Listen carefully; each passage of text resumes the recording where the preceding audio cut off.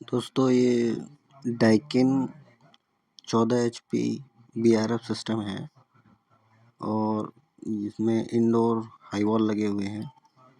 Customer की complaint थी इसमें बार बार ट्रिप होता है, ठीक से चल नहीं रहा, वर्क नहीं कर रहा है।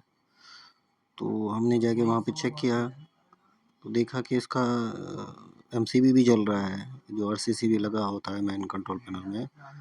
और दूसरी चीज़ वहाँ पे हमने ये देखा कि आउटडोर कंडेंसर कॉइल बहुत ज़्यादा गंदा था, जिसकी वजह से पूरी तरह से हीट एग्जॉस्ट नहीं हो पा रही थी।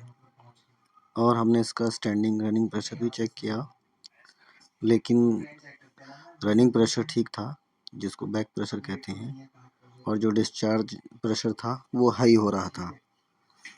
और हमने इसका फिर केमिकल वॉश करने के लिए क्लाइंट से बात करी, कस्टमर से बात करी, वो एग्री हो गए। उसके बाद हमने इसको केमिकल वॉश किया, आप देख सकते हैं। केमिकल वॉश करने के बाद यूनिट को पूरी तरह से पैक किया। पैक करके इसको जब चलाया हमने तो पूरी तरह वर्क कर रहा है, किसी तरह की कोई कंप्लेंट नहीं आई इसमें।